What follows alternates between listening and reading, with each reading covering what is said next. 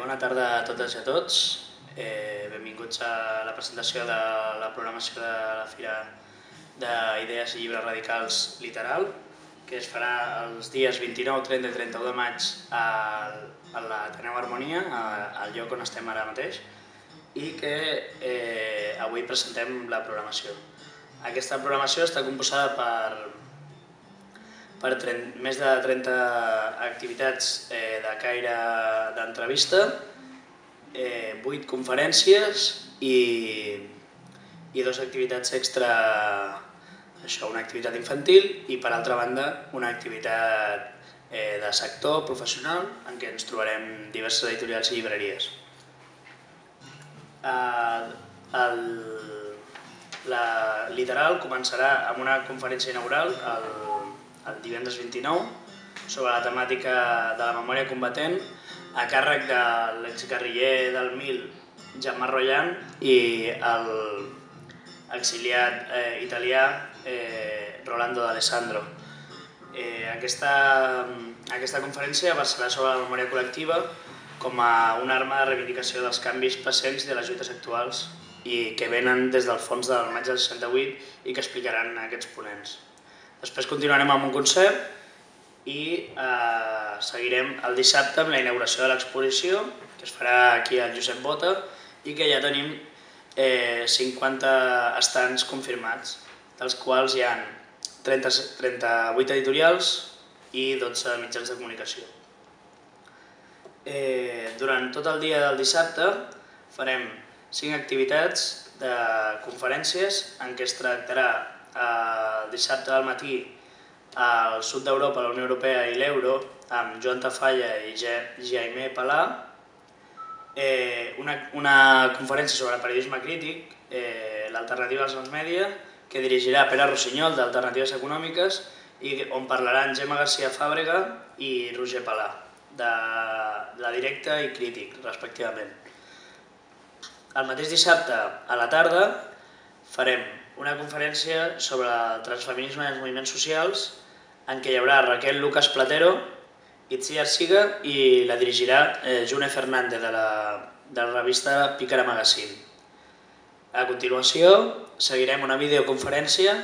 amb el professor de la Universitat de Buenos Aires, Atilio Borón, que parlarà sobre el pensament crític avui dia. I per acabar el dissabte ajuntarem a Michel Colom, Marc Almodóvar i Nazanin Armanian, que versaran sobre l'esquerra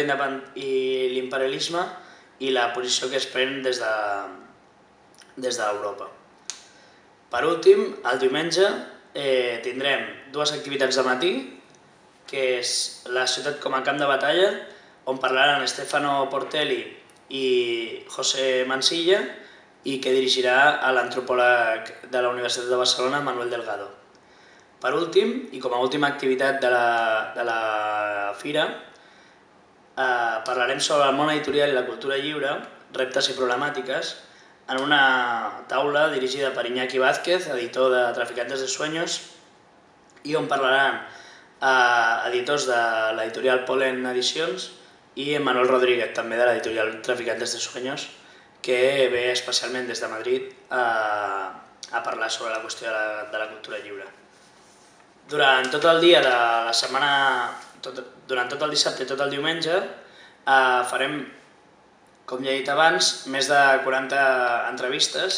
a diferents autors i autores de l'estat espanyol i d'Europa sobre les diverses temàtiques i les últimes novetats dels llibres que han editat durant aquest any. A nivell per destacarem unes poques. Ve Eduardo Rabassa, des de Mèxic, editor de l'editorial Sexto Piso, una de les editorials independents més potents ara mateix a nivell llatinoamericà, seguits de Manuel Rodríguez, com ja he dit, editor i llibreter de Traficantes de Sueños, David Fernández, periodista de La Directa i actualment diputat del Parlament de Catalunya per la candidatura d'Unitat Popular, seguit de Lara Alcázar, dirigent del moviment feminista Femen. Continuarem amb en Jordi Borràs, fotoperiodista i il·lustrador, actualment ha tret diversos llibres sobre fotoperiodisme, Xavier Díez, historiador i escriptor especialitzat en els moviments socials al llarg del segle XX. Juan Carlos Moreno Cabrera, un dels filòlegs més il·lustres a nivell europeu i expert en la qüestió de les llengües minoritzades. Després tindrem, per primer cop i en primícia a l'estat espanyol, l'aparició en públic del Comitè Invisible, que són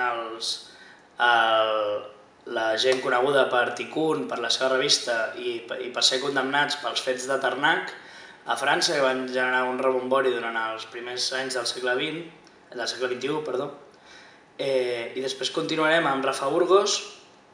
que ha tret dos llibres, Crema Catalana i La Casta, on parla de tota la corrupció al Principat de Catalunya.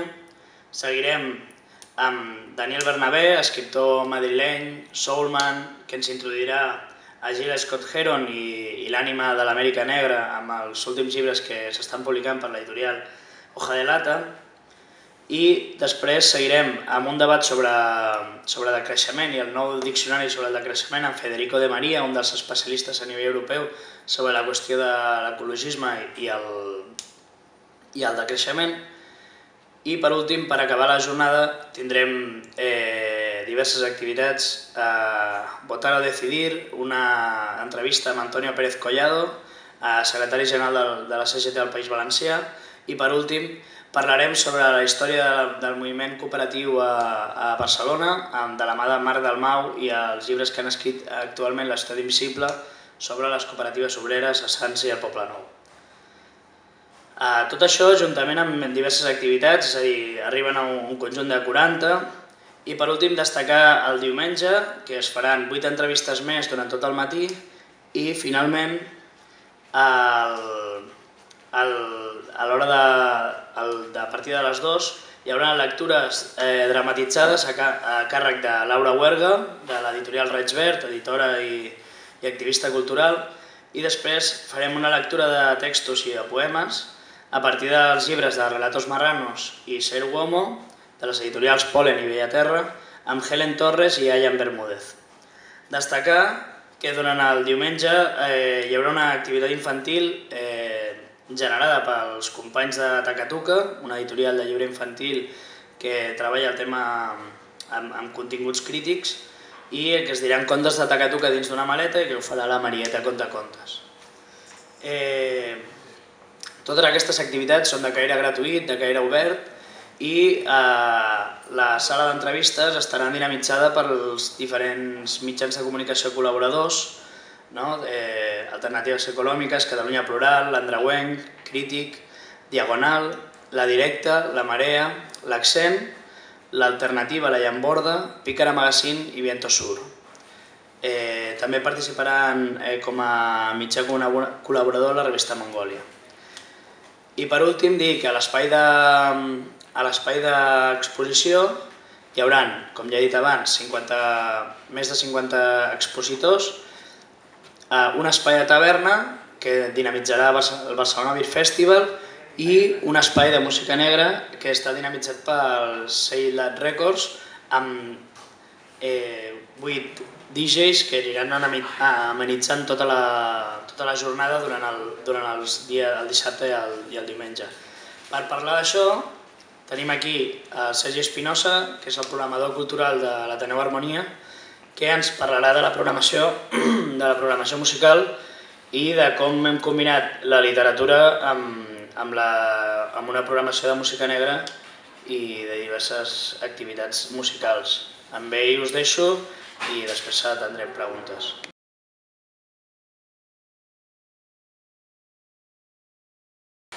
Bé, com ha dit en Simon, hi ha com 2 espais a la fira, un és aquí a l'Ateneu Harmonia, l'altre és aquí costat, l'espai Josep Bota, i l'espai Josep Bota, que són expositors, hi haurà 8 DJs de música negra que s'han encarregat de la programació aquesta, la gent de Said Loud Records, i jo bàsicament m'he encarregat de la programació d'aquí de l'Ateneu Harmonia. Una mica en la línia també de la música negra o derivats, va ser la programació d'aquí, però aquí és música en directe, no són DJs, són músics, i tenim 3 actuacions diferents. Una serà el divendres per tancar el dia d'inauguració, que després de la xerrada de Jean-Marc Rullan i del Rolando Alessandro tocaran aquí a baix un grup que es diu Homeless, que fan soul, que és un grup on toca el Tito Bonasera, que dintre del món del soul, del funky, és un músic molt conegut. I després de Homeless tocarà la Lucía Socam, que és una cantautora de Sevilla, que en aquest cas això ho ha programat l'editorial Atrapasueños. I el dia següent, el dissabte, també tancarem la jornada amb un altre concert. En aquest cas tocaran Tonya Richardson's and the Soul Messengers, que és una banda de funky i de soul afincada aquí a Barcelona, també amb músics al nivell de Raúl del Moral, que és un dels grans guitarristes del funky i del soul barceloní. I diumenge, per tancar ja la fira, per fer l'acte de cloenda, tindrem aquí The Black Snakes, que és un grup de blues de la cantant andreuenca Anaïs Martín, que és una de les grans veus del blues dels últims anys. I bàsicament això serà la programació musical que hi haurà, així combinarem una mica de música amb literatura i xerrades, entrevistes i tot el conjunt d'activitats que ens ha presentat el Simón fa un moment.